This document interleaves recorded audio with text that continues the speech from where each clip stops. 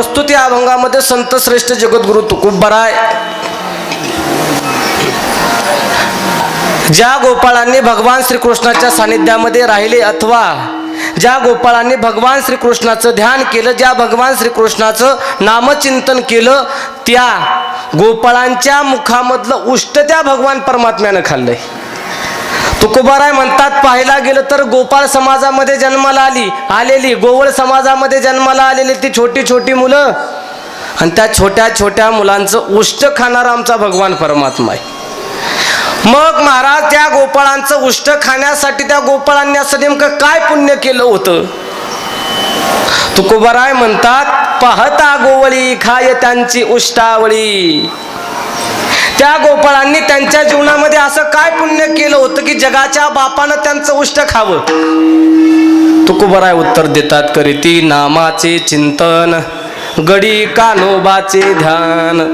त्या गोपाळांनी उभ्या विषयामध्ये दुसरं तिसरं काही न करता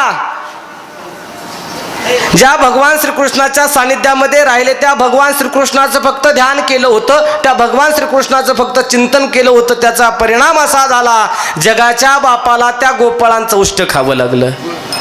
उष्ट तर खाल्लंच, पण त्या गोपाळांच्या समवेत आमच्या जगाच्या बापानं रानामध्ये गेल्याच्या नंतर, त्या जगाच्या बापानं गायी राखण्यासाठी गेल्याच्या नंतर स्वतःवरती आलेला डाव, आले द्यावे डाई,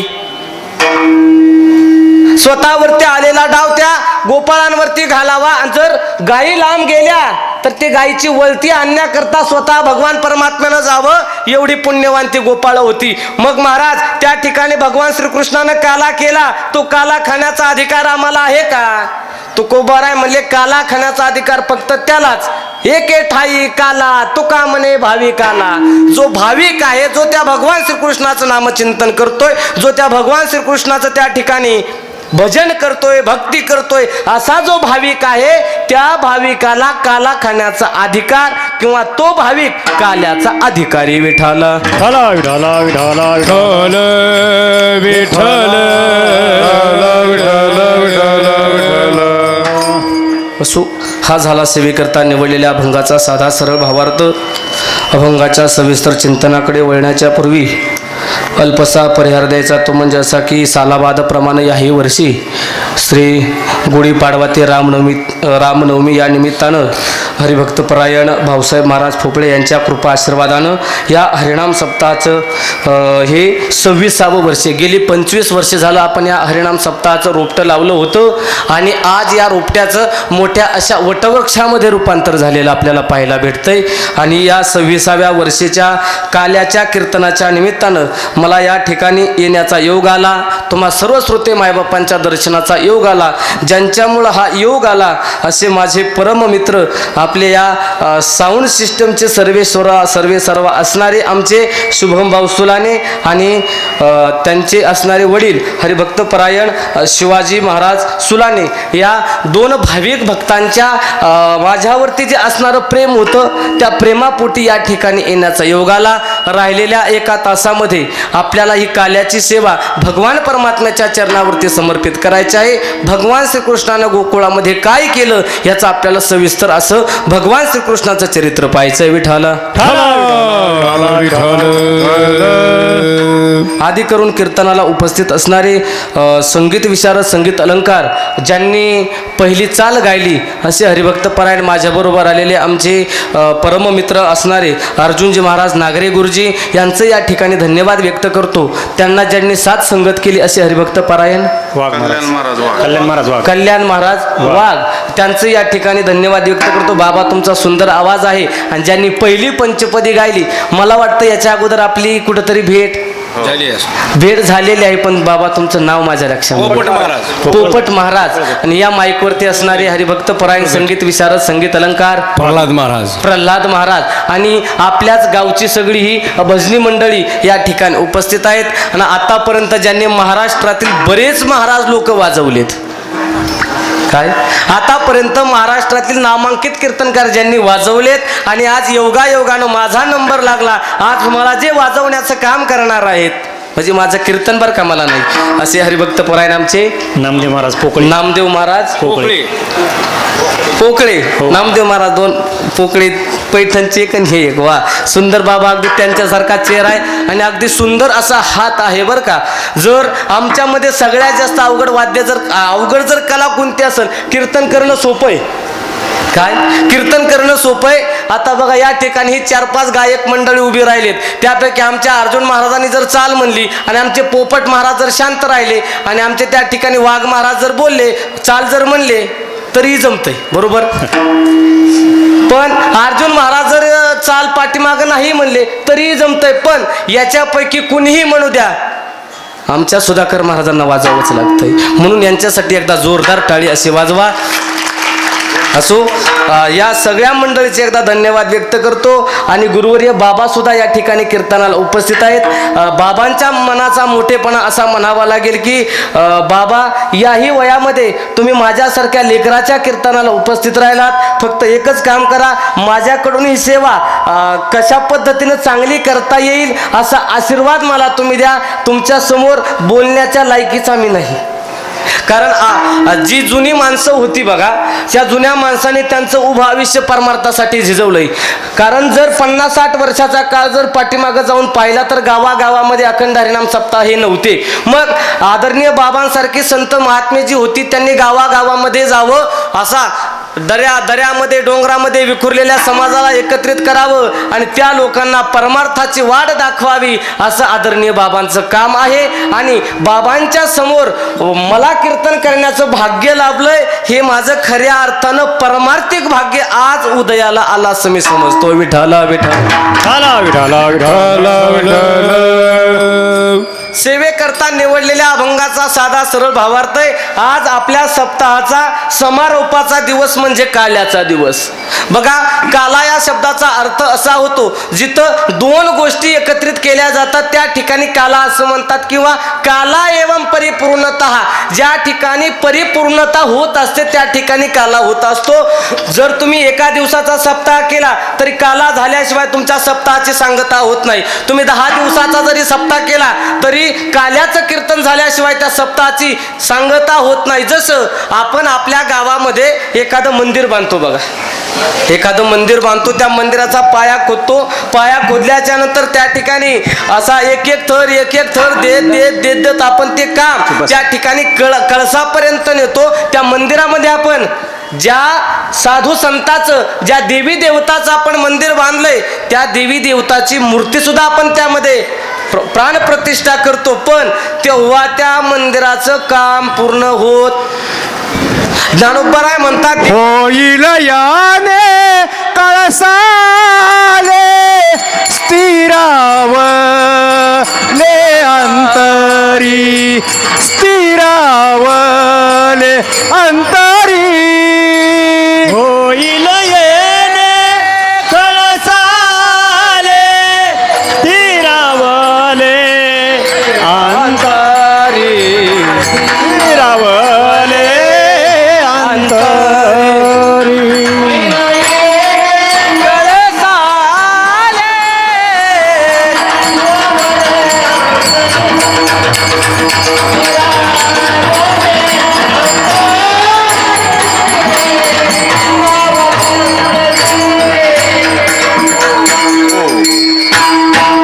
होईल येणे कळसा आले स्थिरावले अंतरी. ते बांधकाम ज्यावेळेस आपण देवळावरती कळस चढू त्यावेळेस आपल्या मंदिराचं काम हे स्थिरावतं. आपल्या मंदिराचं काम हे काय होतं, परिपूर्ण या अवस्थेला जातं. जर आपला अखंड हरिनाम सप्ताह परिपूर्णतेला जर न्यावयाचा असेल तर त्या हरिनाम सप्ताहामध्ये काल्याचं कीर्तन हे करावं लागतं. विठाला विठाला विठाला विठाला विठाला.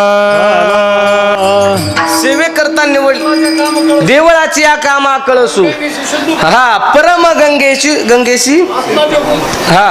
बघा या ठिकाणी असं सांगितलंय, जसे गंगेचा उगम झाला मग गंगा परिपूर्ण अवस्थेला कधी जाती, ज्या वेळेस ती गंगा समुद्राला जाऊन मिळेल. बघा त्या ठिकाणी 25-30-50 वर्षापूर्वी गुरुजी जर शाळेमध्ये आले तर त्या लहान लहान लेकरांना त्या कविता शिकवायचे. जुन्या काळातले गुरुजी बी लय भारी होते, बेस्ट पैकी अशी काळी पॅन्ट, काळा शर्ट, काळं जॅकेट आणि गुरुजी सुद्धा असे काळे कुट्टा असायचे. जरी देहानं गुरुजी काळे कुट्टा असले तरी ते गुरुजी अंतकरणानं मात्र गोरे होते. आजकालचे गुरुजी चेहऱ्यानं जरी गोरे असतील अर्जुन बाबा, पण आजकालची गुरुजी हे अंतकरणानं काळे आहेत. कारण त्यावेळेस जर 50 वर्षापूर्वीचा काळ जर पाहिला तर त्या शिक्षकाला, त्या गुरुजीला असं वाटायचं माझ्या विद्यार्थ्यांना भविष्यामध्ये काहीतरी नाव कमवलं पाहिजे, माझा विद्यार्थी चांगल्या पदाला गेला पाहिजे, माझा विद्यार्थी चांगल्या अवस्थेला गेला पाहिजे, माझ्या विद्यार्थ्यानं त्याचं नाव समाजामध्ये मोठं केलं पाहिजे, याच्यासाठी ती प्रयत्न करणारी गुरुजी लोक होती. मग ते गुरुजी जर वर्गामध्ये आले रामजी अप्पा, तर फळ्यावरती ते त्या ठिकाणी नाव लिहायचे गोदावरी, आणि गोदावरी असं नाव लिहिलं. मग विद्यार्थ्यांना प्रश्न करायचे, पोरा हो सांगा गोदावरी नदीचा उगम कुठं झाला. जी पोरं रोज शाळेमध्ये जात होती त्या पोरांना एकालाही त्याचं उत्तर देता आलं नाही. पण त्याच वर्गामध्ये एक बाळ्या नावाचा पोरगा होता बाबा, कधीच त्यानं गुरुजीला शाळेतल्या प्रश्नाचं उत्तर दिलेलं कधीच दिलं नाही. पण त्या दिवशी तो बाळ्या जरा परमार्थी घरामधला होता, बाळ्या कीर्तनाला यायचा, कीर्तनामध्ये बाळ्यानं ऐकलं होतं. मग बाळ्या गुरुजीला म्हणला, गुरुजी या प्रश्नाचं उत्तर मी देऊ का. गुरुजी म्हणले, वा बाळ्या, आजपर्यंत एकाही प्रश्नाचं उत्तर तू दिलं नाहीस, आज तू प्रश्नाचं उत्तर देतोयस. बाळ्या, वा मला आनंद आहे. बाळ्या म्हणला, गुरुजी प्रश्नाचं उत्तर देईन पण अगोदर बेंचवरती उभा राहण्याची परवानगी द्या. गुरुजी म्हणले, बाळ्या तू एक तर इतक्या दिवसातून प्रश्नाचं उत्तर द्यायला लागला, त्यात तुला बेंचवर उभा राहायचंय, बरं राहा बेंचवरती उभा. मग बाळ्या बेंचवरती उभा राहिला आणि गुरुजीला सांगितलं, गुरुजी गोदावरी नदीचा उगम नाशिक नावाचा जिल्हा, नाशिक नावाच्या जिल्ह्यामध्ये त्र्यंबकेश्वर नावाचा त्या ठिकाणी तालुका, आणि त्या त्र्यंबकेश्वर नावाच्या तालुक्यामध्ये ब्रह्मगिरी नावाचा पर्वत, आणि ब्रह्मगिरी नावाच्या पर्वतामधून त्या ठिकाणी गोदावरीचा उगम. वा वा बाळ्या, खूप सुंदर असं उत्तर दिलं. आता बाळ्या सांग, ती गोदावरी नदी पुढं कुठं गेली. बाळ्या सांगू लागला, गुरुजी जशी ब्रह्मगिरीमधून गोदावरी निघाली तशी त्या कुशावर्त नावाच्या तीर्थामध्ये गेली. वा बाळू वा, आता पुढं सांग कुठं गेली. त्यानं सांगितलं, गुरुजी त्या ठिकाणी नाशिकमध्ये रामकुंडामध्ये गेली. सांग वा बाळू वा, आता पुढं कुठं गोदावरी गेली सांग. बाळू सांगू लागला, गुरुजी जशी गोदावरी तिथून निघाली तशी पैठणच्या नाथसागराला मिळाली. गुरुजी म्हणले, वा बाळू आता पुढं सांग. बाळू जरा चॅप्टर होता, तो मला आता गुरुजीला कितीही सांगितलं तरी गुरुजी मला पुढं कुठं गेली, पुढं कुठं गेली, पुढं कुठं गेली हे विचारणार आहेत. मग बाळूनं एका प्रश्नामध्ये उत्तर द्यायचं ठरवलं. तो म्हणला, गुरुजी जशी ती गोदावरी पैठणच्या नाथसागरामधून निघाली तशीच त्या ठिकाणी आंध्र प्रदेश मार्गे समुद्राला जाऊन मिळाली. गुरुजी म्हणले, वा बाळू आता सांग पुढं कुठं गेली गोदावरी. बाळू म्हणू लागला, गुरुजी आता गोदावरी तुमच्या डोंबल्यात गेली. हा वा, क्या बात है. वा बाबा, या ठिकाणी तुम्ही अगदी सुंदर असे समर्पक मला प्रमाण देतात. बघा, ज्या गोदावरीचा उगम ब्रह्मगिरी पर्वतामध्ये झाला त्या गोदावरीचा परिपूर्ण अवस्था कधी झाली, ज्यावेळेस ती गोदावरी त्या ठिकाणी समुद्राला जाऊन मिळाली त्यावेळेस ती गोदावरी परिपूर्ण अवस्थेला गेली. तसं 8 दिवसापूर्वी आमचा अखंड हरिनाम सप्ताह चालू झाला होता, आणि त्या अखंड हरिनाम सप्ताहाचा आज परिपूर्णतेचा दिवस कधी संपन्न होईल, ज्यावेळेस आमच्या हरिनाम सप्ताहामध्ये काल्याचं कीर्तन होईल त्यावेळेस आमच्या अखंड हरिनाम सप्ताहाची परिपूर्णता. विठाला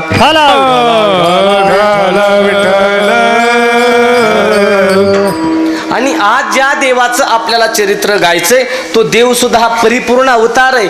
इथून पाठीमागं जरी त्या देवानं अनेक अवतार घेतले असतील तरी त्या अवतारामध्ये त्या देवाला स्वतःच्या मनाप्रमाणे वागता आलेलं नाही. ज्यावेळेस आज या प्रभू रामचंद्राची रामनवमी आहे, प्रभू रामचंद्राचा अवतार सुद्धा त्या ठिकाणी भगवान विष्णूचा अवतार म्हणजे प्रभू रामचंद्र.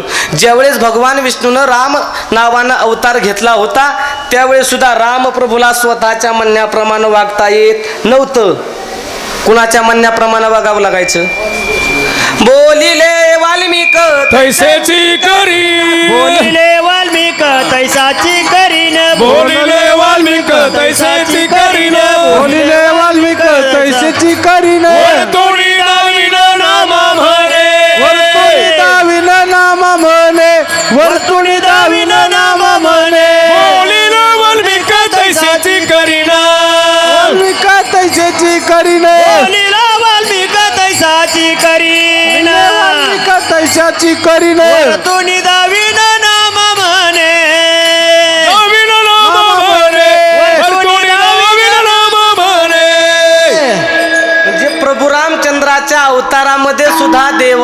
त्या ठिकाणी वाल्मिक ऋषीनं जसं सांगितलं तसं वागावं लागलं. भगवान प्रभू रामचंद्राला स्वतःच्या म्हणण्याप्रमाणे वागता आलं नाही, पण भगवान श्रीकृष्णाचा असा अवतार आहे, त्या अवतारामध्ये भगवान परमात्म्याला स्वतःच्या म्हणण्याप्रमाणे वागावं लागलं स्वतःच्या.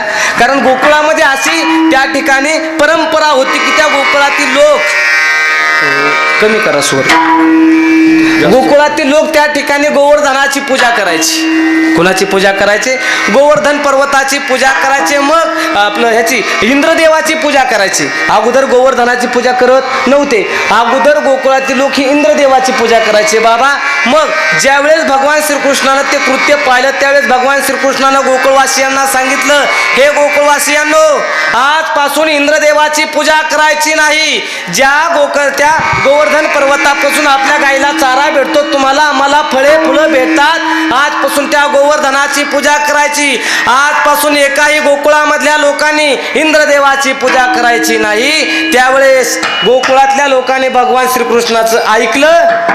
म्हणजे भगवान श्रीकृष्णाच्या मनामध्ये काय झालं होतं, आता इंद्रदेवाची पूजा करायची नाही. जी पिढ्यान पिढ्या चालू आलेली परंपरा होती, भगवान श्रीकृष्णाच्या मनामध्ये आलं, ती परंपरा मोडली का नाही. मग इंद्रदेवाचा कोप झाला, भला मोठा असा पाऊस पडला, पण भगवान श्रीकृष्णानं स्वतःच्या सामर्थ्यानं गोवर्धन पर्वत उचलून गोकुळवासियांचं त्या ठिकाणी रक्षण केलं. म्हणजे भगवान श्रीकृष्णाचा अवतार हा परिपूर्ण होता. विठाला म्हणून भगवान श्रीकृष्णाचा अवतार हा परिपूर्ण आहे. त्याच्यामुळं आजच्या काल्याच्या कीर्तनामध्ये त्या भगवान श्रीकृष्णाचं चरित्र असं वर्णन करायचंय. मग महाराज त्या भगवान श्रीकृष्णानं गोकुळामध्ये काय चरित्र केलं? चरित्र ते उच्चारावे, केले देवे गोकुळी, केले देवे गोकुळे, केले देवे चरित्र ते उच्चारावे, केले देवे गोकुळे, केले देवे गोकुळे, केले देवे गोकुळे. मिळाल्या धिन्ना धिन धिन. ऐका, ज्या वेळेस त्या अक्रूरानं रथ त्या नंदबाबाच्या वाड्याच्या समोर लावलाय, सगळेजण गोकुळामध्ये मनाने जा बरं. जर तुम्ही सगळे त्या गोकुळामध्ये मनानं गेलात तर त्या गोकुळामध्ये परिस्थिती तुम्हाला तुमच्या अंतकरणाला जाणीव झाल्याशिवाय राहणार नाही. ज्या वेळेस तो अक्रूर रथ त्या नंदबाबाच्या वाड्यासमोर उभा करतोय ना, आणि रथ त्या गोपिकांना त्या ठिकाणी रथ दिसलाय, जसा जसा एका एका गोपिकाला तो रथ दिसेल, एक एक गोपिका त्या नंदबाबाच्या वाड्याकडे येण्यासाठी निघते. नंदबाबाच्या वाड्यात एक एक गोपिका येते आणि यशोदेला प्रश्न करते, अगं यशोदे, हा रथ कुणाचा आहे? आजपर्यंत आपल्या गोकुळामध्ये असा रथ सजून धजून कुणीही आणला नाही. आणि अक्रूर त्यांना समोर दिसतोय आणि तिथं जमलेल्या गोकुळांना त्या अक्रूर सांगतोय, आता जो भगवान परमात्मा तुमच्यामध्ये इथपर्यंत राहिला होता, त्या भगवान श्रीकृष्णाला आता मथुरेमध्ये नेण्याची वेळ आली. भगवान श्रीकृष्णाच्या मामानं त्या मथुरेमध्ये भगवान श्रीकृष्णाला बोलवलंय. आणि त्यावेळेस सगळ्या विवळ झालेल्या गवळणी त्या अक्रूराच्या समोर उभा राहिल्यात. आणि अक्रूराच्या समोर उभा राहिल्याच्या नंतर त्या गवळणी अक्रूराला विनंती करतात, अक्रूरा,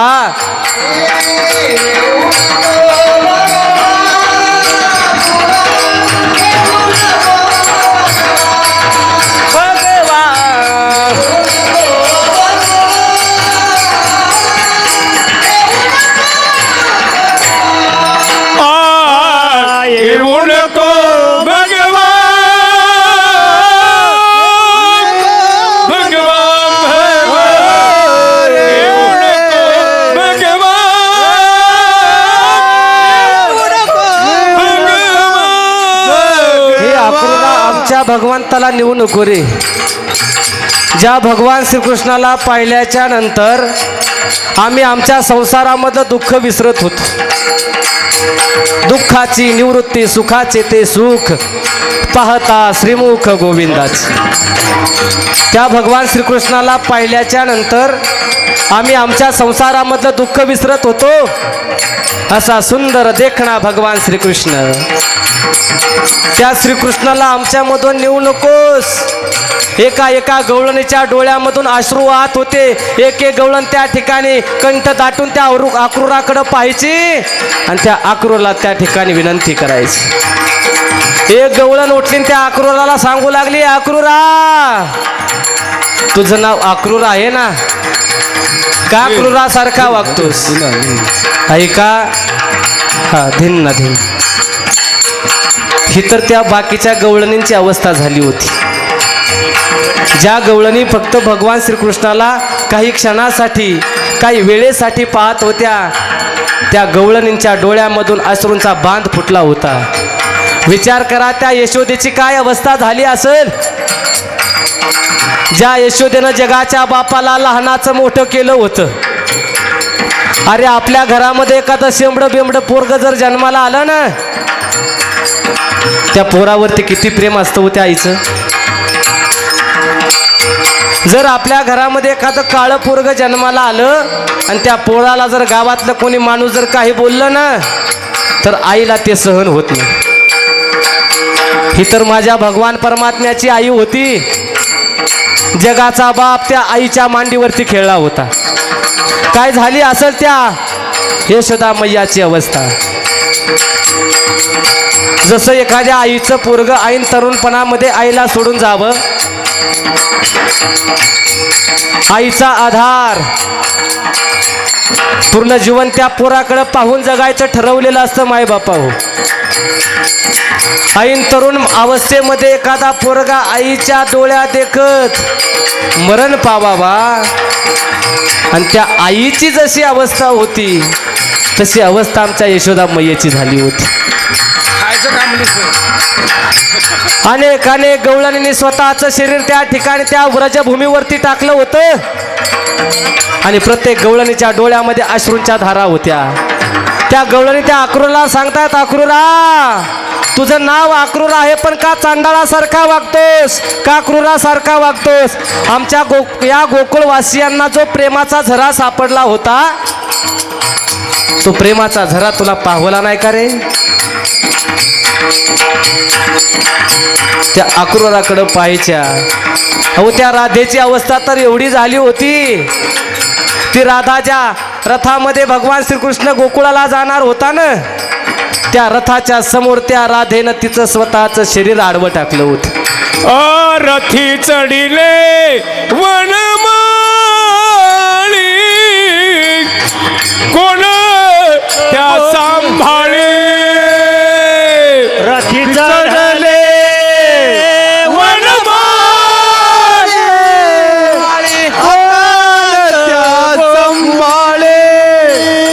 भूमी पडिल्या ब्रजमाळी कोण त्या सांभाळी. भूमी पडल्या व्रजमाळी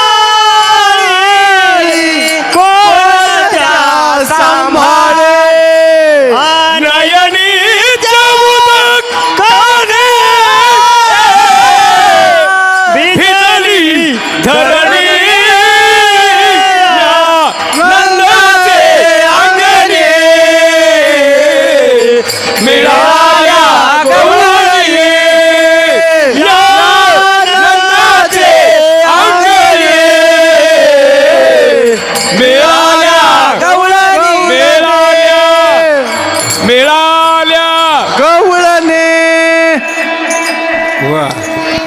ही अवस्था त्या गोपिकांची झाली होती. त्या गोपिका गोकुळामध्ये राहत होत्या. त्या गोपिकांचं माझ्या परमात्म्यावरती किती प्रेम होतं याचा अंदाज लावा. अरे आज जर आपल्याला अखंड हरिनाम सप्ताह झाला तर दुसरे 2 दिवस करमत नाही, करमत.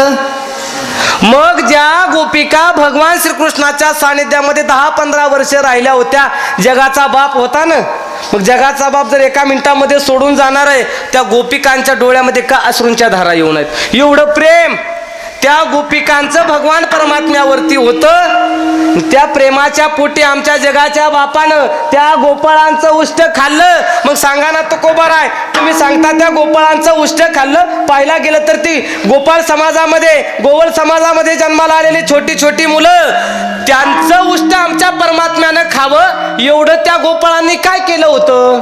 दुसरं करीती नामाचे चिंतन, करीती नामाचे चिंतन, जे हो करीती नामाचे चिंतन,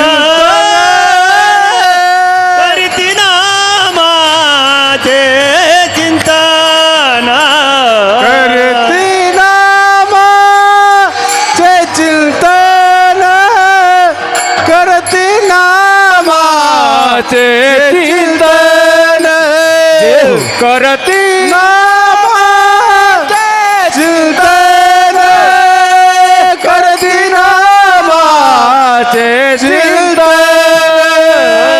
गडी कान्होबाचे ध्यान, गडी कान्होबाचे ध्यान, करती नामाचे चिंतन, करती नामाचे चिंतन, करती नामाचे चिंतन,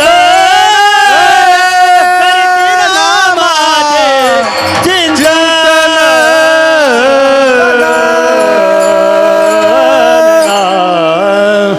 तुकोबाराय म्हणतात त्या गोपाळांनी दुसरं तिसरं काही न करता फक्त भगवान परमात्म्याचं नामस्मरण केलं होतं. त्याचा परिणाम जगाच्या बापाला त्या गोपाळांचं उष्ट खावं लागलं. इथं बसलेली सगळी मंडळी मला सांगा, त्या गोपाळांचं जर भगवान श्रीकृष्ण उष्ट खातो फक्त आणि फक्त नामस्मरणाच्या जोरावरती, जर आपण त्या भगवान परमात्म्याचं नामस्मरण केलं, आपण तर त्या भगवान परमात्म्याचं जर चिंतन केलं, तो भगवान परमात्मा आपलं उष्ट खाणार नाही? बोला की. इथं बसलेले म्हणतील महाराज अहो आमची बायको आमचं उष्ट खाय ना. जगाचा बाप खूप लांब राहिला. माय बापा हो, जगाचा बाप उष्ट खाईल, पण ज्या वेळेस तुमच्या मुखामध्ये भगवान परमात्म्याचं नाम असेल आणि जर भगवान परमात्म्याचं नाम न घेता जर तुम्हाला असं वाटत असेल जगाच्या बापानं उष्ट खावं, तो देव काही आपल्या घरचा बांधील नाही. आणि उभं आयुष्य ज्या लोकांची गेली, तरी आजकालचा जो समाज आहे ना, त्यांना भगवान परमात्म्याच्या नामाचं काही घेणं देणं नाही. आणि आता जर जी तरुण पिढी आली ना बाबा, त्या तरुण पिढीला भगवान परमात्म्याचं नाव घ्यायला जमत नाही. आता इथं बसलेली तुम्ही आहात, या ठिकाणी सगळीच्या सगळी 40 आणि 50 वर्षाच्या पुढची माणसं मला कीर्तनामध्ये दिसतात. मला सांगा, जर हे कीर्तन ऐकून तुमच्या जीवनामध्ये काही तुम्हाला बदल होणार आहे का म्हाताऱ्या माणसाहो?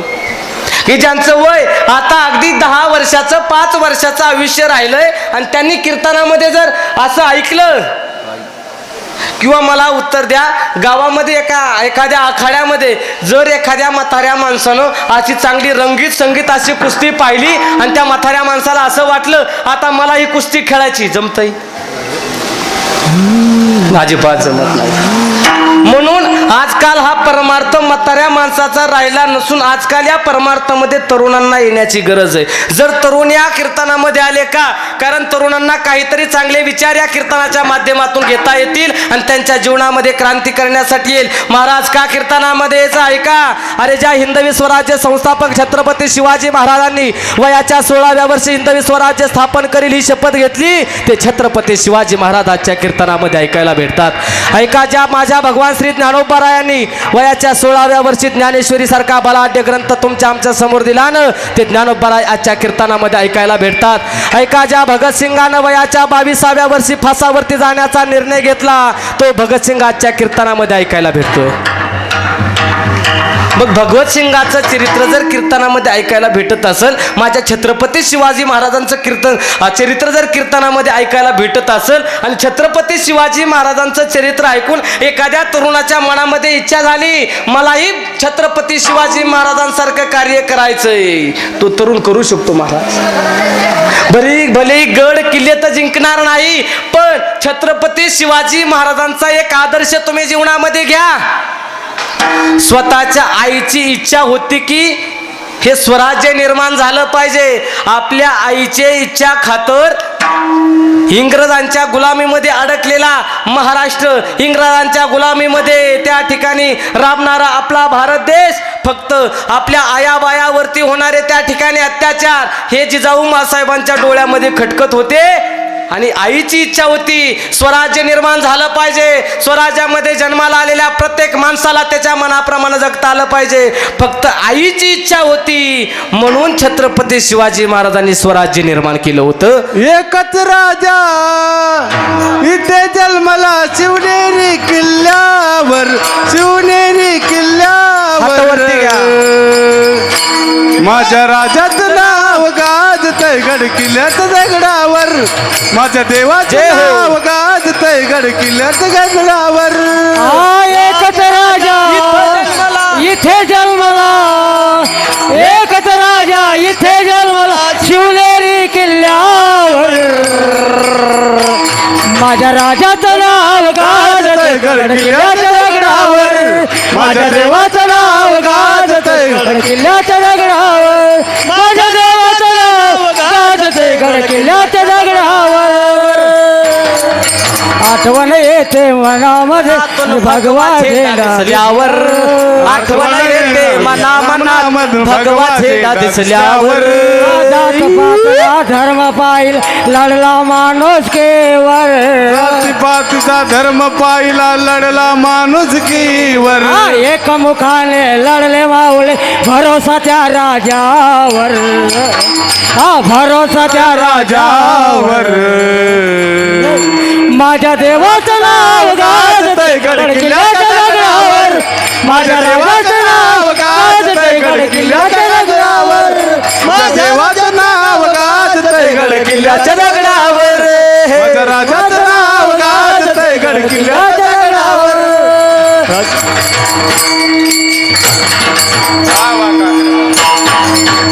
वा वा, वाजवा टाळी यांच्यासाठी एकदा. खूप सुंदर असं त्या ठिकाणी त्यांनी गायलं. मग छत्रपती शिवाजी महाराजांचे विचार जर आपल्याला कीर्तनामधून ऐकायला भेटत असतील तर आजच्या तरुणांना कीर्तनामध्ये आलं पाहिजे का नाही? बोला, आलंच पाहिजे. अहो, ज्या छत्रपती शिवाजी महाराजांनी जगद्गुरु तुकोबारायांना गुरु मानलं होतं, छत्रपती शिवाजी महाराज सुद्धा तुकोबारायांच्या कीर्तनाला यायचे. हा आदर्श जर माझ्या छत्रपती शिवाजी महाराजांचा जर आजच्या तरुणाने घेतला ना तर त्या तरुणांचं जीवन सुद्धा पूजनीय झाल्याशिवाय राहणार नाही. हो, आमच्याकडे काय होत, आम्ही काय अशी कोणत्या साधू संतांच्या घरामध्ये जन्माला आलेली पोरं नाहीत. आमचे मायबापांनी ऊस तोडला कितीतरी वर्ष, ऊस तोडणाऱ्याच्या घरामध्ये आम्ही जन्माला आलो. फक्त परमार्थाची वाट सापडली, ऐश्वर्य संपन्न संत भगवान बाबांच्या गडावरती गेलो, भगवान बाबांच्या समाधीचा स्पर्श जीवनाला झाला आणि ऊस तोडणाऱ्याच्या घरामधला पोरगा आज कीर्तनकार झाला. ही फक्त साधू संतांची असणारे आपल्यावरती संस्कार आहेत. म्हणून आजच्या तरुणांनी या धर्ममंडपामध्ये आलं पाहिजे. अहो, तरुण सोडा, पण म्हातारे माणसं सुद्धा देवाचं नाव घ्यायला तयार नाहीत. अर्जुन बाबा, एक म्हातारा आमच्या गावामध्ये होतं आणि आता ते मोबाईल आलेत. चांगल्या 80 वर्षाच्या माणसाकडे सुद्धा अँड्रॉइड मोबाईल आहेत बाबा. भले त्यांना त्याच्यातलं काही कळत नाही, पण लोकांना दाखवण्यासाठी तरी ती मोबाईल वापरल्याशिवाय राहत नाहीत. मग एकदा गावाकडे गेलो होतो आणि आमच्या शेजारी एक 70 वर्षाचे बाबा होते आणि ते बाबा रोज शेळ्या घेऊन आमच्या तिकडे डोंगराला जायचे. मग त्या आजोबाच्या पोरांनी त्यांना अँड्रॉइड मोबाईल घेऊन दिला. आजोबांनी मोबाईल घेतला, आजोबा बेस्टपैकी डोंगराला शेळ्या घेऊन गेले, कानामध्ये हेडफोन घातलेत आणि गाणे ऐकू लागलेत. त्या ठिकाणी मी डोंगराला गेलो, बाबा गाणे ऐकत होते. 70व्या वर्षी कानात हेडफोन बाबा आणि म्हातारं गाणे कोणतं ऐकत होतं माहिती? मला लगीन करा पाहिजे, मला लगीन. कितव्या वर्षी? 70व्या वर्षी बाबा गाणं कोणतं ऐकत होते? मला लगीन. धावत्या वेळामध्ये आपण अभंगाचा अर्थ पाहिलाय आणि उरलेल्या आता 20-25 मिनिटामध्ये भगवान श्रीकृष्णानं ज्या गोकुळामध्ये लीला केल्या होत्या त्या लीलांचं आपल्याला असं वर्णन करायचं. बघा, शिट्टीकडे लक्ष द्या, कारण आपल्या संप्रदायामध्ये शिट्टीलाही बंदी आहे. शिट्टी वाजवण्याचं ठिकाणी तुम्हाला सगळ्याला माहिती आहे. शिट्टी संप्रदायामध्ये वाजवली जात नाही. बघा, या पृथ्वीला एवढा भार झाला होता की तो भार पृथ्वीला सहन केल्या जात नव्हता. मग त्या पृथ्वीनं गायीचं रूप घेतलं आणि ती वत्सरूपी पृथ्वी ब्रह्माशी शरण जाय. पृथ्वीनं गायीचं रूप केलं आणि ब्रह्मदेवाला शरण गेली. ब्रह्मदेवाजवळ तिला त्या ठिकाणी जो काय त्रास होत होता, तिच्यावरती असणारा जो काय भार होता, तिनं त्या ब्रह्मदेवाला जवळ सांगितलं आणि सगळीच्या सगळी देवदेवता मिळून त्या ठिकाणी भगवान विष्णूच्या भेटीला गेले. आणि भगवान विष्णूच्या भेटीला गेल्याच्या नंतर सगळ्यांनी सांगितलं, हे देवा, आता पृथ्वीवरती त्या ठिकाणी अनेक अनेक राक्षस, अनेक अनेक त्या ठिकाणी विकृत विचारधारेचे माणसं जन्माला आलेले आहेत. त्यांचा नायनाट करण्यासाठी भगवान परमात्मा तुला अवतार घ्यावा लागल. भगवान श्रीकृष्णानं सगळ्या देवी देवतांचं म्हणणं ऐकून घेतलं आणि सांगितलं, आता तुम्ही टेन्शन घेऊ नका, या ठिकाणी मी थोड्याच दिवसामध्ये अवतार घेणार आहे. सगळ्या देवी देवतांना सांगितलं, तुम्ही गोकुळामध्ये जा, कोणी गोपाळ व्हा, कोणी गायी व्हा. सगळ्यांना त्या ठिकाणी भगवान श्रीकृष्णानं जन्म घ्यायला सांगितलं. सगळेच्या सगळे गोकुळामध्ये जन्माला आले. सगळेच्या सगळे त्या ठिकाणी गोकुळामध्ये जन्माला आले.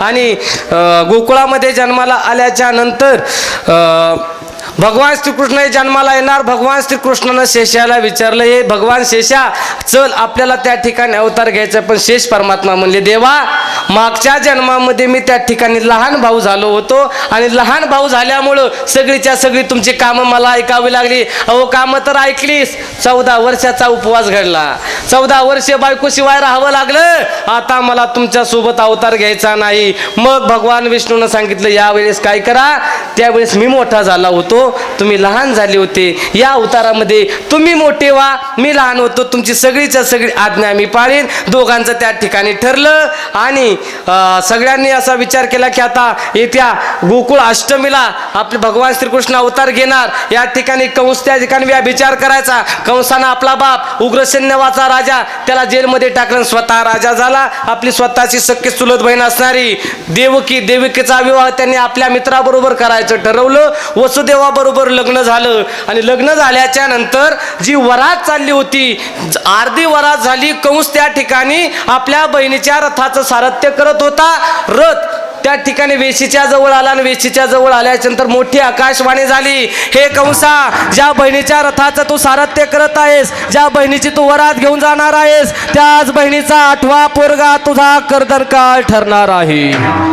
ही आकाशवाणी झाली. आणि आकाशवाणी झाल्याच्या नंतर त्या कंसानं हातामध्ये आपलं खड्ग काढलं, बहिणीचा वध करणार. त्यावेळेस वसुदेवांना हात धरला आणि सांगितलं, कंसा, हिचा 8वा हात तो धरिला वसुदेवे, हात तो धरिला वसुदेवे, हात तो धरिला वसुदेवे, हात तो धरिला वसुदेवे. मारावया खड्ग, मारावया तिने, मारावया खड्ग घेऊन निघाला, मारावया खड्ग घेऊन निघाला, मारावया खड्ग घेऊन निघाला. धरिला यशोदेवी, हात तो धरिला वासुदेवे, हात तो धरिला वासुदेवे.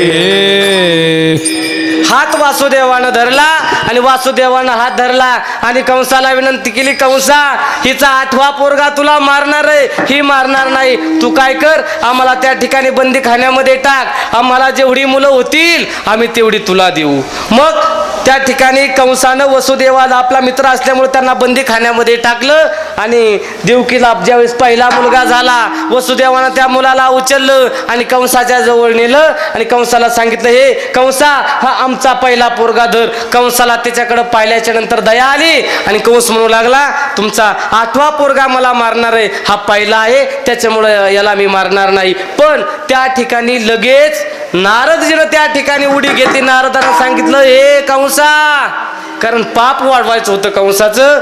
जर 8 पासून जर पहिला मोजला तर कितवा येतो? तो 8वा भरतो. मग पहिलाच 8व्याच्या रूपानं का आला नसल? मग कंसानं मागचा पुढचा विचार न करता त्या पहिल्याही पोराला मारलं. असे करत करत एकूण 6 पोरं त्यानं देवकी आणि वसुदेवाचे मारले.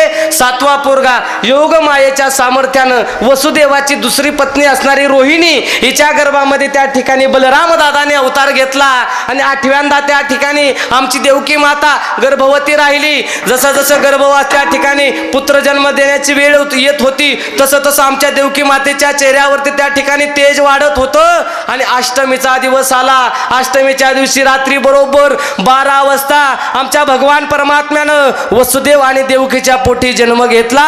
जन्म घेतल्याच्या नंतर त्याच दिवशी भगवान श्रीकृष्णानं आपल्या बापाकडे सांगितलं, बाबा मला या ठिकाणी ठेवू नका, मला या ठिकाणी ठेवू नका. कुठं न्या? नंदाच्या घराला, नंदाच्या घराला मज नेई गोकुळाला, मज नेई गोकुळाला, मज नेई गोकुळाला. नंदाच्या घराला, नंदाच्या घराला मज नेई गोकुळाला, मज नेई गोकुळाला.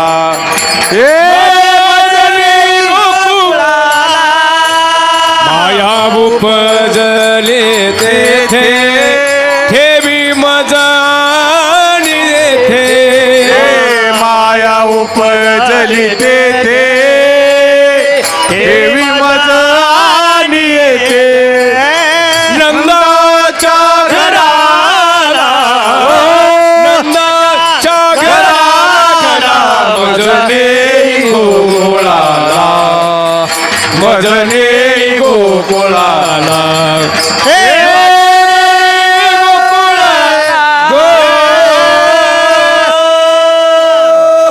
नंदाच्या घराला मजनी गोकुळाला. श्रीकृष्णानं आपल्या वडिलांजवळ इच्छा बोलून दाखवली, बाबा या ठिकाणी मला ठेवू नका, मला त्या ठिकाणी गोकुळामध्ये नंद बाबाच्या घरी न्या. त्या ठिकाणी एक योगमाया जन्माला आलेली आहे, मला त्या ठिकाणी ठेवा आणि तिला इथं घेऊन या.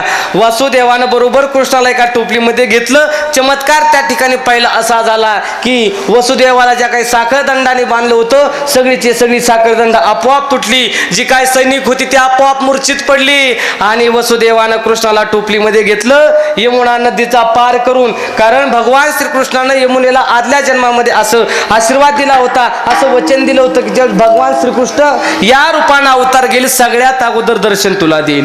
मग वसुदेवानं यमुनेमध्ये पाय ठेवला तसं तसं तिचा प्रवाह वाढत होता. कृष्णाच्या लक्षामध्ये आलं हिला वचन दिलेलं आता पुरं करावं लागल. पाणी वसुदेवाच्या गळ्यापर्यंत आलं, पाणी वसुदेवाच्या नाकात जाऊ लागलं. मग भगवान श्रीकृष्ण आपला एक पाय त्या ठिकाणी टोपलीच्या बाहेर काढला आणि यमुनेला दर्शन दिलं. जसं दर्शन दिलं तसा तिचा प्रवाह कमी झाला आणि वसुदेवानं भगवान श्रीकृष्णाला नंद बाबाच्या वाड्यात ठेवलं. तिथली जी योगमाया होती तिला त्या ठिकाणी या आणलं. आणि दुसऱ्या दिवशी बातमी पसरली, 8वा आला, 8वा आला, 8वा आला. पण 8वा नसून ती 8वी होती. कंसाला कळालं 8वी आली, 8वी आली. कंस त्या ठिकाणी राजभवनामधून आला, त्या कारागृहामध्ये गेला आणि त्या योगमायेला असा धरून गरा गरा गरा गरा फिरवू लागला. त्यावेळेस त्या योगमायेनं आकाशात भरारी घेतली. त्या ठिकाणी सुद्धा एक आकाशवाणी झाली, हे कंसा तू आता मला मारण्यासाठी पाहत आहेस, पण तुला मारणारा तुझा कर्दन काळ माझ्या आधी जन्माला आला आणि तुझा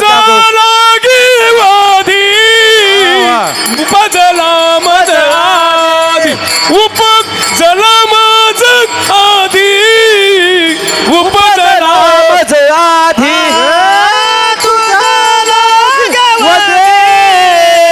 उपजला मज आधी,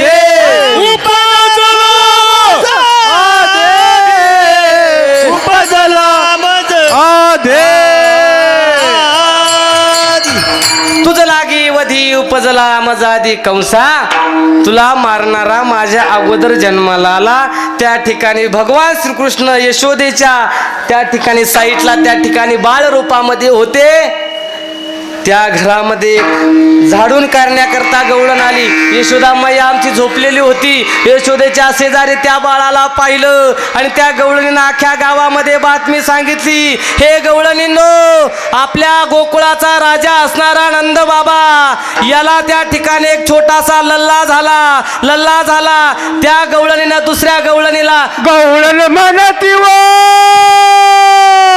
जे हो गवळण म्हणती व म्हणती गवळणीला गवळण म्हणती व म्हणती गवळणीला पुत्र झाला यशोदेला पुत्र झाला यशोदेला पुत्र झाला यशोदेला झाला यशोदेला पुत्र झाला यशोदेला पुत्र झाला यशोदेला गवळण म्हणती व म्हणती गवळणीला गवळण म्हणती व म्हणती गवळणीला पुत्र झाला यशोदेला पुत्र झाला यशोदेला पुत्र झाला यशोदेला यशोदेला पुत्र झाला यशोदेला झाला यशोदेला गवळण म्हणती गवळणीला पुत्र झाला यशोदेला. एक गवळण दुसऱ्या गवळणीला सांगायला लागली. अगं मग जसं जसं गावामध्ये बातमी पसरली आप्पा, त्या ठिकाणी गोकुळामधल्या सगळ्या गवळणींनी असं ठरवलं, आता आम्हाला नंदबाबाच्या पोराला पाहायला जायची. नंदबाबाच्या पोराला पाहिलं जायचंय. अशी भली मोठी रांग नंदबाबाच्या वाड्यासमोर लागली. एक गवळण आतमध्ये गेली, तिनं भगवान श्रीकृष्णाला पाहिलं आणि भगवान श्रीकृष्णाला पाहिल्याच्या नंतर ती गवळण घराच्या बाहेर आली आणि लाईनीमध्ये उभा राहणाऱ्या दुसऱ्या गवळणीने तिला विचारलं, अगं पाहिला का नंदाचा पोरगा? अगं पाहिला पाहिला नंदाचा नंदन पाहिला पाहिला नंदाचा नंदन पाहिला पाहिला नंदाचा नंदन हे पाहिला नंदाचा नंदन ए तेने तेने वेदियाले मन तेने वेदियाले मन तेने वेदियाले मन हे तेने वेदियाले मन तेने वेदियाले मन तेने वेदियाले मन पाहिला पाहिला नंदाचा नंदन पाहिला पाहिला नंदाचा नंदन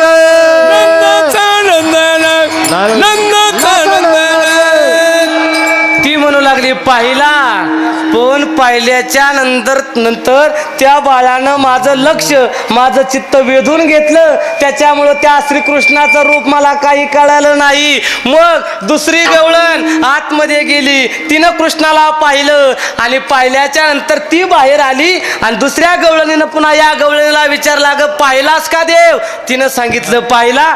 पण तसं पाहिला गेलं तर नंद बाबा गोराय, त्या ठिकाणी यशोदा मैयाही गोरी, पण देव सावळा आहे. सावळा देखिला नंदाचा सावळा देखिला नंदा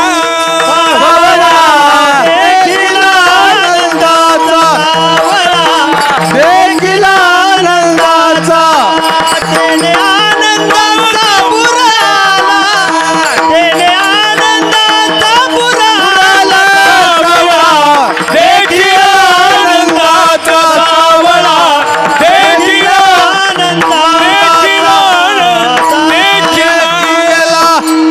सावळा देखिला आनंदाचा, त्याने आनंदाचा पुराला. तिनं सांगितलं देवाला पाहिलं, पण देव हा सावळा आहे.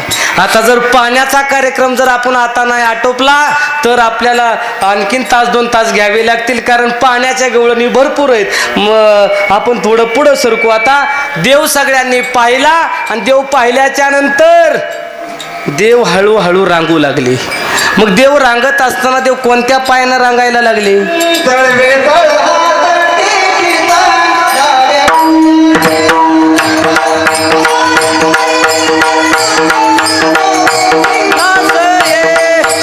तळ हात टेकीत गाव्या गुडगावे रांगते रंगणी रंगनाथ तोमा देखिया सवे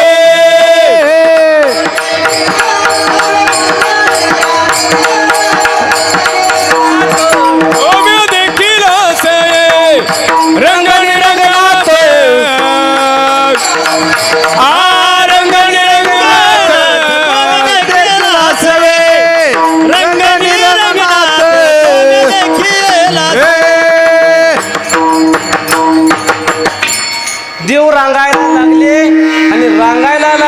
ग बसले का?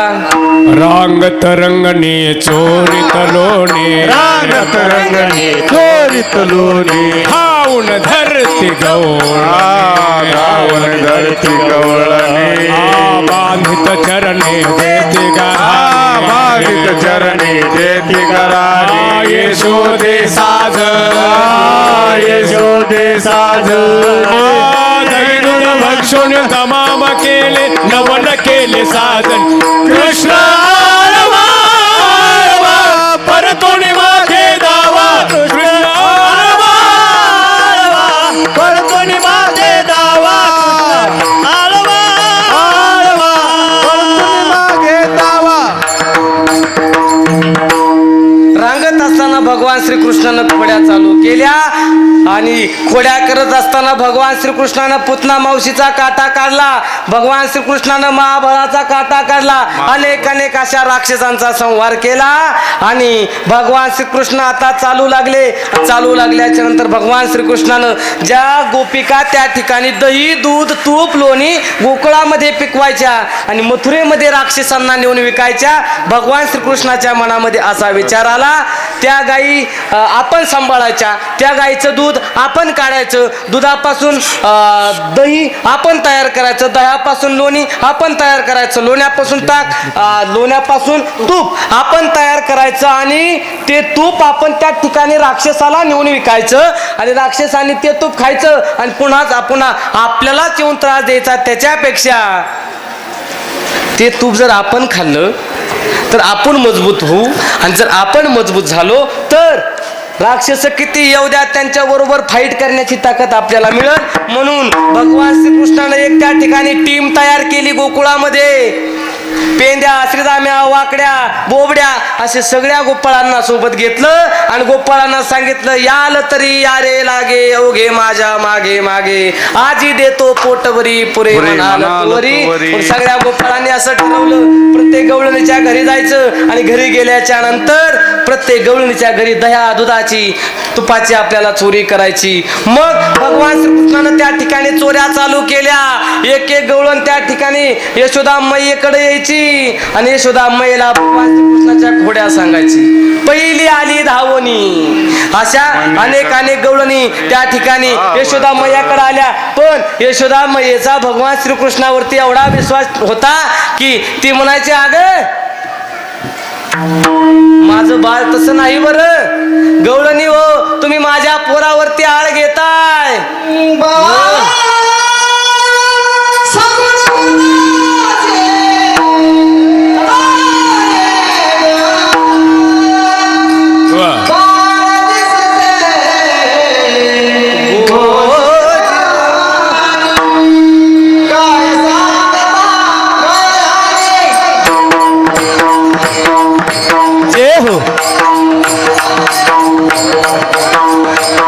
काय सांगता घराने गोकुळच्या नारी, काय सांगता घराने गोकुळच्या नारी, काय सांगता गाणे गोकुळच्या नारी. श्रीरंग माझा वेडा नाही जोडा.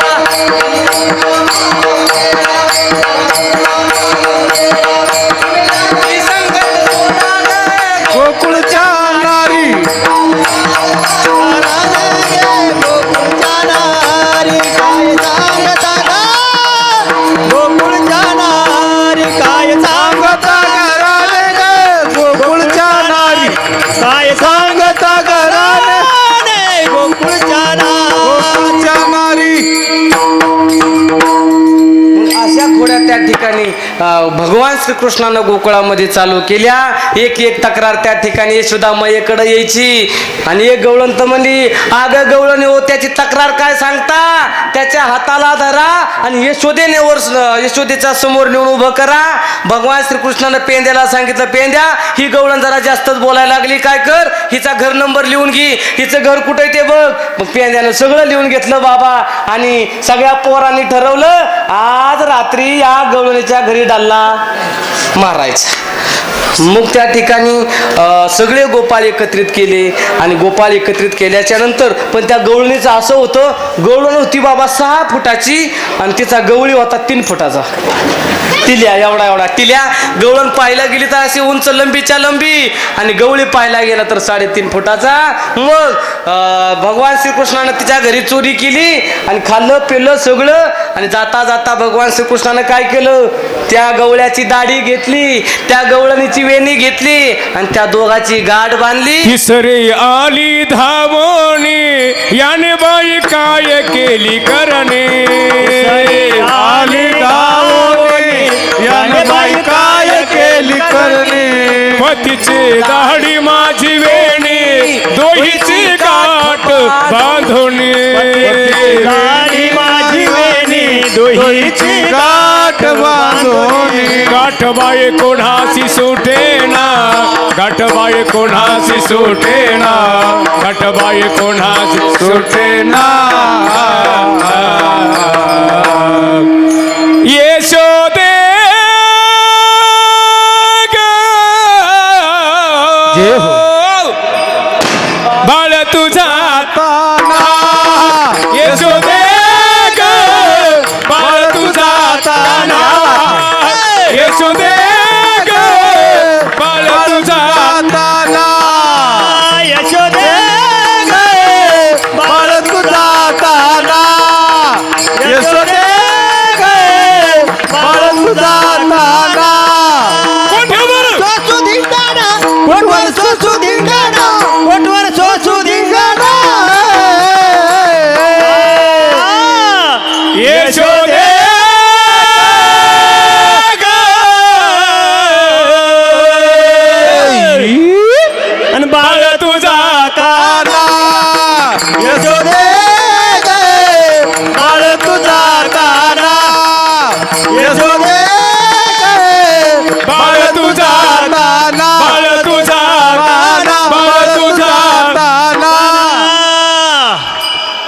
त्या गवळणीची वेणी घेतली आणि त्या गोपाळाची त्या ठिकाणी दाढी बांधली, दोघाची गाठ बांधली आणि गाठ बांधल्याच्या नंतर सकाळी जसा गवळी उठला तसं त्याच्या दाढीला त्या ठिकाणी हिसका बसला आणि त्या दोघाचं ते सोंग घराघरामध्ये फिरू लागलं आणि घराघरामध्ये फिरायला लागल्याच्या नंतर काय झालं, त्या गवळणीला शिंक आली. गवळण पुढं होती, तो टिल्या मागं, कारण बाईची वेणी पाठीमागं असती आणि माणसाची दाढी पुढं असती. गवळण पुढं टिल्या मागं, गवळण पुढं हा टिल्या मागं. पुढं जशी जशी गेली अभिषेक महाराज गवळणीला शिंक आली आणि गवळणीला शिंक आली आणि गवळण असं केलं, मागचा टिल्या पुढं आला. 3.5 फुटाचा होता. मग त्यांनी ते सोंग गावागावामध्ये फिरायला लागलं. कुणी कापायचा प्रयत्न केला, ते कापाना. गाठ सोडायचा प्रयत्न केला, ती गाठ सुटाना. जाळायचा प्रयत्न केला, गाठ जळाना. मग त्यांनी असं ठरवलं, ज्यांना ही गाठ बांधली त्याच्याकडे जाऊन गाठ सोडावी लागल. सगळेच्या सगळे भगवान श्रीकृष्णाजवळ गेले, त्याला विनंती केली, गाठ सोडायला लावली. भगवान श्रीकृष्णानं सांगितलं, आजपासून ऐका, गाठ सोडतो, पण घरामध्ये होणारं ताक, दही, दूध, तूप, लोणी जेवढं काय असल डेअरीला काही न्यायचं नाही, सगळं डेअरीला ठेवायचं. मग गवळणी त्याची विनंती मान्य केली, त्या ठिकाणी गाठ सोडली. पण भगवान श्रीकृष्णाच्या खोड्या त्या ठिकाणी काही थांबल्या नाहीत. मग यशोदाच कंटाळली आणि यशोदेनं कंटाळली आणि भगवान श्रीकृष्णाजवळ हात जोडले आणि त्याला सांगितलं, कृष्णा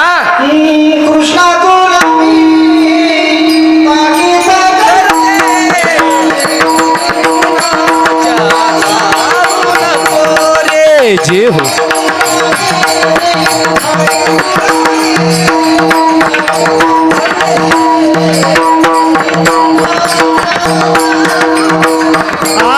कृष्णा तुला ताकीद करू दे, घरी कुणाच्या जाऊ नको रे. तुला ताकीद करते, घरी कुणाच्या जाऊ नको रे.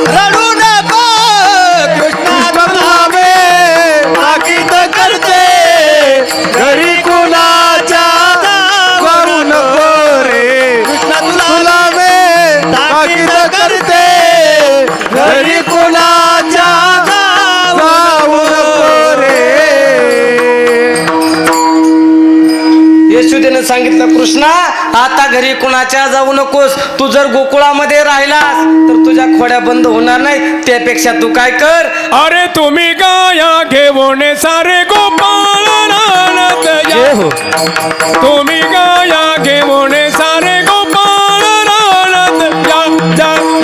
अरे गाया घेऊन सारे गोपाळ रानात या या या या या. तुम्ही गाया घेऊन सारे गोपाळ रानात या या या या. सारे गोपाळ रानात या, सारे गोपाळ रानात या. तुम्ही गाया घेऊन सारे गोपाळ रानात या. अरे तुम्ही गाया घेऊन सारे गोपाळ रानात या या. या या या या. मग भगवान श्रीकृष्णाला यशोदेने सांगितलं, देवा तू आता गोकुळामध्ये थांबायचं नाहीस. तो गाया गोपाळ घेऊन त्या ठिकाणी वनामध्ये जायचं. त्या भगवान श्रीकृष्णाने गोपाळांना आदेश केला, गोपाळा हो, सगळेजण तुम्ही उद्या ठिकाणी सगळ्यांनी आपापल्या गाया सोडायच्या. गावात एकाही गोपाळानं राहायचं नाही. आपापल्या गाया घेऊन सगळ्यांनी वनामध्ये यायचं. सगळीच्या सगळी गोपाळ वनामध्ये गेली. गाया त्या ठिकाणी चरायला लावल्या. आणि गोपाळ काय शांत बसली म्हणतात का? गोपाळ शांत बसले नाहीत. त्यांनी त्या ठिकाणी अबक तू बघ ती बघ पोरा त्रिगुण खेळ मांडू. अबक तू बघ ती बघ पोरा त्रिगुण खेळ मांडू. आबक तू बघती बघ पोरा त्रिगुण खेळ मांडू. आबक तू बघती बघ पोरा त्रिगुण खेळ. खेळ इथे दांडू पोरा, खेळ इथे दांडू. दांडू पोरा खेळ विटी दांडू. अबक तू बघ ती बघ. अबक तू बघ ती बघ पोरा त्रिगुण खेळ मांडू. अबक तू बघ ती बघ पोरा त्रिगुण खेळ मांडू.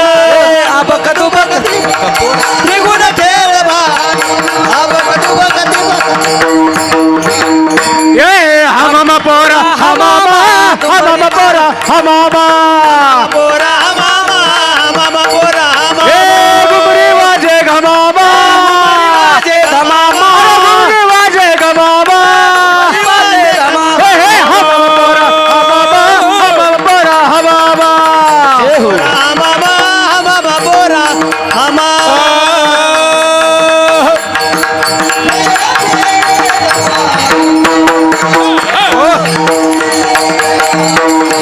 हा खेळ भवरा ग बाई भवरा, खेळ भवरा ग बाई भवरा.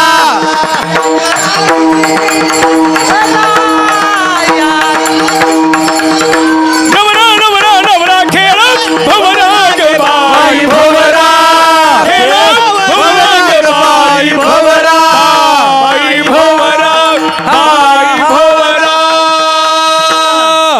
अशा प्रकारचे खेळ आमच्या गोपाळाने त्या ठिकाणी खेळले. आणि 12 वाजून 13 मिनिटं झाली. आणि 13 मिनिटं झाल्याच्या नंतर प्यांद्या देवाला म्हणू लागला, देवा आता बास करा खेळ.